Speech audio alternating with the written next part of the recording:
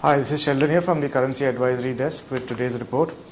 Well, one of the most important events for Indian markets, the Union Budget for 2013-14, was delivered yesterday, now leaving a feeling of confusion and discontent among market participants.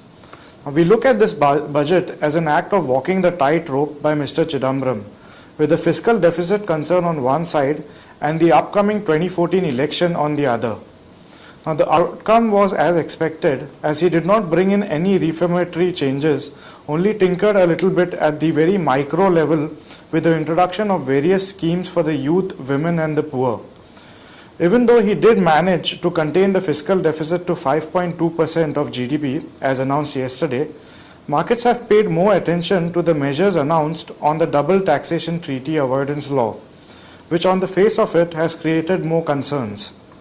Now, the condition of beneficial ownership seems to have caused a lot of problems with foreign investors, and we saw markets tank yesterday. In fact, the discussions are expected to continue today also, and we expect some sort of clarification on this particular issue from the center. Now, the way ahead for the rupee seems to be a linear deceleration versus the US dollar. However, all eyes are now glued to the monetary policy review by the central bank on March 19th. Now, the only domestic factor that can strengthen the Indian rupee now is a possible rate cut by the RBI on that date. Now, traders can go long in the dollar-rupee pair at around 54 levels in the spot market, as we expect it to rally to around 54.50 levels or so in intraday trading. However, please note that we might see some profit booking around this level, which could drag the dollar-rupee pair down by around 20 to 30 paise. Now, globally, well, the US sequestration of or automatic spending cuts of around $85 billion begins today, as Congress failed to reach to any conclusive action yesterday. Now, this cut, which will be effective for another 7 months, will have a drastic impact on the US GDP. The dollar index is down by 0.10 percentage points at 81.91. The euro saw some strength against the US dollar and is currently trading at 1.3080.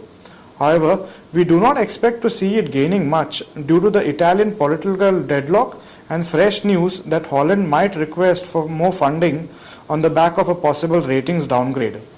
In rupee terms, traders can go long at around 71.50 levels in the euro-rupee pair. The US GDP figure came in lower yesterday at 0.1% versus an expected rise of 0.5%. However, we saw a good contraction in the unemployment claims number, which fell to 344,000 versus a reported figure of 366,000. Now, we have the British manufacturing PMI due later today.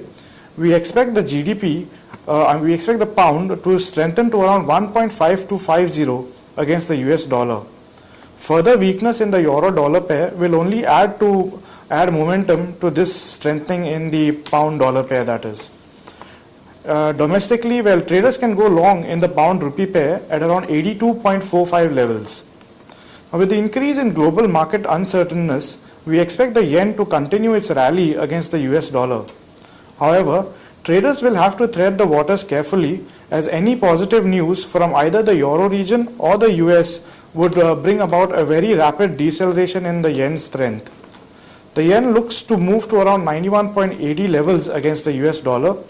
Traders are recommended to avoid taking positions in the yen-rupee pair today due to the opposite trend in the dollar-yen and the dollar-rupee pairs, because we usually have our positions based on the international movements, and we track the domestic movements also. So you can avoid taking any positions for today till we get a clearer picture. Let's end this session with just a small announcement. Now, the announcement that was made yesterday for the inclusion of FIIs in currency derivatives is only for hedging purposes. Now, the only impact that we foresee from this is probably the volumes would increase. So any FII who has to or who would require to hedge their positions can enter the market now. Well, that's it from the Currency Advisory Desk. Thank you.